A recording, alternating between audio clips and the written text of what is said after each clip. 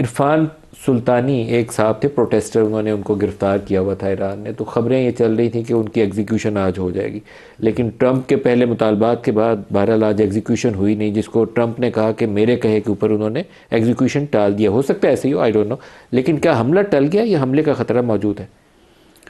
دیکھیں، میرا خیال ہے کہ حملہ جو ہے وہ ٹل گیا ہے، اور ٹل اس لیے گیا ہے کہ وہاں پہ اب حملے کے جو ہے وہ حالات نہیں رہے، اور اس وقت وہاں پہ جس طرح سے یونٹی آئی ہے اور جس طرح سے لوگ باہر نکلے ہیں حکومت کی حمایت میں، تو اگر حملہ ہوتا ہے تو اس سے جو مقاصد حاصل کرنا مقصود ہیں وہ حاصل نہیں ہو سکیں گے۔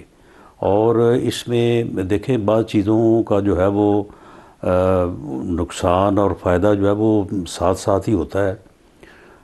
ٹرمپ صاحب کی گفتگو سے جہاں کہیں یقیناً ایران کو نقصان بھی ہوا ہوگا، کیونکہ وہ ایران کی حمایت میں تو بات کرتے نہیں ہیں، کرتے تو مخالفت میں ہیں، لیکن یہ انہوں نے جو قبل از وقت جو انہوں نے ایران کے متعلق جو گفتگو کی اور جس طرح سے انہوں نے تھریٹ کیا، تو اس سے جو ہے وہ ایرانین قوم میں جو ہے وہ ایک یونٹی اور ایک جو ان میں قومیت کا ایک جذبہ ہے وہ جاگ اٹھا ہے۔ ورنہ یہ تحریک جو اس مرتبہ شروع ہوئی تھی، اس میں کافی جو ہے وہ دم خم بھی لگتا تھا اور لوگوں کی ناراضگی بھی تھی، کلنگ بھی ہوئی ہے کافی لوگوں کی۔ انٹرنیشنل، میں نے مختلف این جی اوز کی رپورٹس پڑھی ہیں، گو ایران کے اندر سے براہ راست ویسے خبریں تو نہیں آئی ہیں، لیکن کافی بڑا نمبر ہے، میں نمبر نہیں بولنا چاہوں گا، لیکن کافی بڑا نمبر ہے جو مختلف international N G Os report کر رہی ہیں کہ پرتشدد مظاہرین کو قابو کرنے کے لیے جب فورس یوز کی گئی ہے تو بہت سے لوگوں کی اموات ہوئی ہیں۔ تو اتنی طاقت اس میں جان تھی، اس کو باہر سے سپورٹ بھی ملی؟ نہیں، وہ یعنی یہ جو تحریک ہے، اس میں اگر فوراً عنصر شامل نہ ہوتا اور ٹرمپ صاحب کی جو ہے وہ دھمکیاں شامل نہ ہوتی، تو شاید یہ جو آج سے 4 دن پہلے جو ایران میں جس طرح سے لوگ نکلے ہیں ان کی تعداد بھی لاکھوں میں تھی، تو یہ جو ہے یہ صورتحال پیدا نہ ہوتی۔ اگر یہ صورتحال پیدا نہ ہوتی تو شاید اتنی فورس استعمال کرنے کی بھی جو ہے وہ جرت نہ ہوتی۔ سر، ایک عرب سپرنگ آپ کے ذہن میں ہوگا کہ یمن، لیبیا، شام، ان سارے ملکوں کے ساتھ کیا کچھ ہوا۔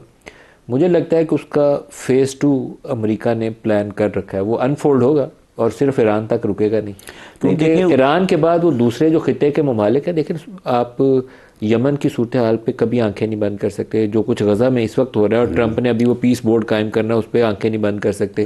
صومالیہ کو سومالی لینڈ علیحدہ کر کے جو کچھ کرنا چاہ رہے ہیں اس پہ آنکھیں نہیں بند کر سکتے۔ تو یہ عرب سپرنگ کا فیز 2 ہے جو انیشیٹ انہوں نے کرنے کی کوشش کی ہے، آگے کیسے چلے گا پتہ نہیں۔ دیکھیں، جو عرب سپرنگ کا جو جس یعنی وہ اس کی زد میں جو عرب ممالک آئے، تو ان میں اور ایران میں ایک یہ فرق ہے کہ وہاں پہ جو ہے وہ ایک ایسی ڈکٹیٹرشپ تھی کہ جس میں بالکل لوگوں کی کوئی سنوائی نہیں تھی، اور وہاں پہ لوگ جو ہے وہ کئی دہائیوں سے جو ہے وہ مسلط تھے۔ ایران میں آپ دیکھیں جو بھی ہے سسٹم جو ہے وہ ڈیموکریٹک سسٹم بھی ہر ملک کا اپنے حالات کے مطابق ہوتا ہے، لیکن وہاں پہ ایک الیکشن ہوتے ہیں اور وہاں پہ لوگوں کو ووٹ دینے کا حق ہے، وہاں پہ پارلیمنٹ ہے، اور وہاں پہ ٹھیک ہے ایک مذہبی طبقے کی جو ہے وہ اجارہ داری یا حکومت میں ایک میجر عمل دخل ہے، لیکن وہاں پہ لوگوں کا مذہب سے لگاؤ بھی بہت ہے۔ وہ امامت کا جو تصور ہے شاید وہ کسی اور فرقے یا کسی اور جگہ پہ نہیں ہے، تو اس لیے یہ بھی ایک ایسی مضبوط جو بنیادیں ہیں ان کو بھی ہلانا جو ہے یہ کوئی اتنا آسان نہیں ہوگا۔ آیت اللہ کی ان تمام مظاہروں کے باوجود آیت اللہ کی سٹرونگ سپورٹ بیس ایران کے اندر موجود ہے، اسی وجہ سے وہ خامنہئی ابھی کیونکہ یہ ان کے ایمان کا حصہ بھی ہے، یعنی وہ غالباً ان کا یعنی 12ویں امام یا اس طرح سے جو بھی ان کا 12ویں تو ان کو نہیں کہتے، لیکن وہ بہرحال ان کا درجہ وہ کافی زیادہ وہ دیتے ہیں، وہ اسی کا ظہور کے طور پہ جو ایک ان کا ایک عقیدہ ہے 12 تو تصور اور ہے نا، ایک ان کا وہ بھی موجود ہے، تو لیکن وہ امامت کے درجے پہ ان کو فائز سمجھتے ہیں۔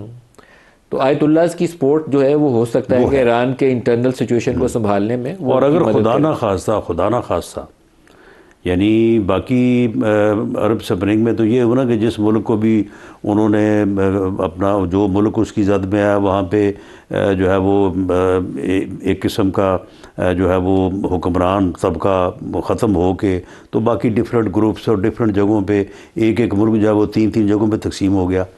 لیکن یہاں پہ بہت جو ہے وہ ایک یعنی ایک عقیدے، ایک مذہب اور ایک نظریے کی بنیاد کے اوپر ایک ایسی مزاحمت جو ہے وہ اپنا کریٹ ہوگی کہ جو اس پورے خطے کو جو ہے وہ اپنی زد میں لے لے گی. اگر امریکہ اپنی لپیٹ میں خامنہئی کو لے لے گی. نشانہ بناتا ہے پھر، کیونکہ اس بات کا بھی اندیشہ موجود ہے. ہاں تو یہ جو ہے نا یہ پھر ایسا نہیں ہوگا کہ وہاں پہ وہ کسی کو لا کے بٹھا دیں اور یا ملک کو جو ہے وہ 2 یا 3 حصوں میں تقسیم کر دیں.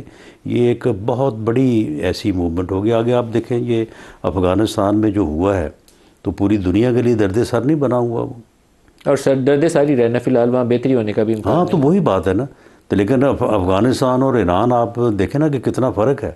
اگر اتنا بڑا ملک اور اتنی بڑی آبادی جو ہے وہ اس درد سر کا حصہ بنتی ہے تو چلیں افغانستان سے تو شاید پاکستان ہی متاثر ہو رہا ہے اور ہم کوشش کر رہے ہیں کہ اس سے عہدہ برا ہوں تو پھر اس سے تو پوری دنیا ہو جائے گی. پوری دنیا ہوگی، پوری دنیا ہوگی. آپ صحیح کہہ رہے ہیں. پاکستان کے ایران میں سفیر ہیں محمد مدثر ٹیپو، ان سے بھی ہم نے بات کی اور ان سے 2-4 ہم نے ایشوز کے اوپر ان سے پوچھا کہ بتائیے کہ وہاں اس وقت صورتحال کیا ہے، اسٹوڈنٹس ہیں وہاں ان کی کیا صورتحال ہے. تو انہوں نے کیا کہا، سنیے. جی السلام علیکم. تھینک یو آپ کا مجھے لائن پہ لینے کا. جی پاکستانی اسٹوڈنٹس ہیں ایران کے بہت زیادہ پروونسز کے اندر. پاکستانی اسٹوڈنٹس ہیں تہران کے اندر بھی ہیں اور وہ سپریڈ ہیں. ہمدان میں تھے پاکستانی اسٹوڈنٹ، زنجان یونیورسٹی میں اور شیراز میں، اصفہان میں. تو ہمارا پاکستانی اسٹوڈنٹس کے ساتھ رابطہ ہے، ان کے ریپرزینٹیوز کے ساتھ رابطہ ہے اور یونیورسٹیز کی مینجمنٹ کے ساتھ رابطہ ہے اور ہم ہر حوالے سے پاکستانیوں کی مدد کر رہے ہیں. کچھ پاکستانی آلریڈی بارڈر کے تھرو واپس جا چکے ہیں.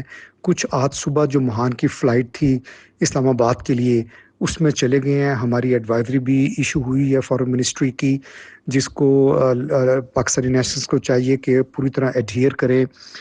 اس کے علاوہ ہم نے ایمبیسی کے اندر ایک یونٹ کھولا ہوا ہے.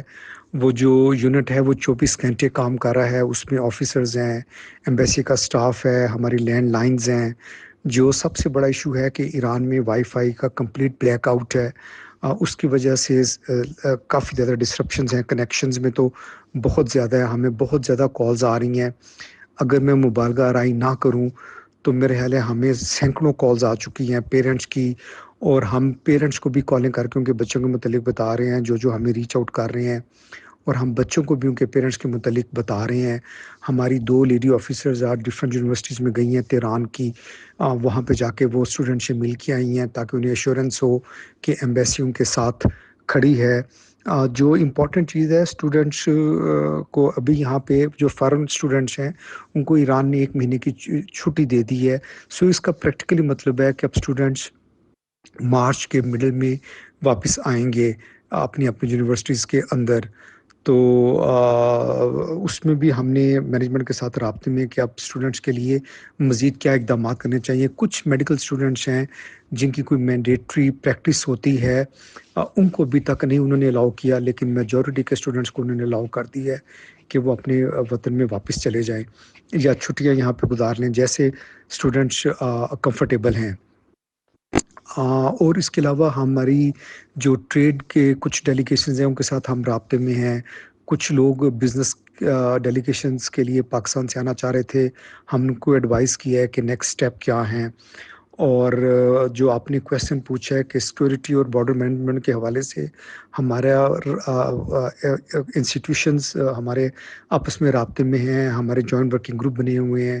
وہ جوائنٹ ورکنگ گروپ مسلسل رابطے میں ہیں. میں خود ایرانی حکومت کے ساتھ لیزون کے اندر ہوں، کہ سارے اداروں کے ساتھ لیزون کے اندر ہوں، کے ساتھ لیزون میں ہوں.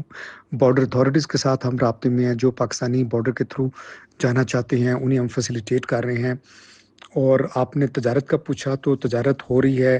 آج بھی کینوز کے میں نے چیک کیا تھا تو 70 کنٹینر ہمارے کینو کے آج بھی گئے ہیں، اور ایران کے تھرو ہماری ٹرانزٹ ٹریڈ بھی ہو رہی ہے.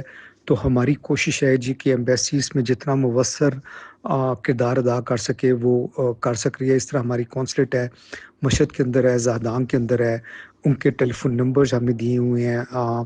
ہم واٹس ایپ پہ ہیں، اس سے ہم انسٹاگرام پہ ہیں، فیس بک کے اوپر ہیں، ٹویٹر کے اوپر ہیں. میں ٹویٹر کو بھی ریگولرلی اپڈیٹ کر رہا ہوں، تو جنہیں ایکسیس مل سکتی ہے وہ اس کے اوپر دیکھ لیں. اور جو امپورٹنٹ ایک چیز ہے کہ جو اسٹوڈنٹس بائی ایئر پاکستان جانا چاہتے ہیں، ایران کی حکومت نے کہا ہے کہ ہماری سول ایویشن اتھارٹی کی ویب سائٹ ہے، سب سے مستند اطلاع اس کے اوپر مل سکتی ہے. تو آپ نے جو بھی اپنا ٹریول پلان کرنا ہو آپ ایرانی حکومت کی انسٹرکشنز کو سامنے رکھتے ہوئے کریں.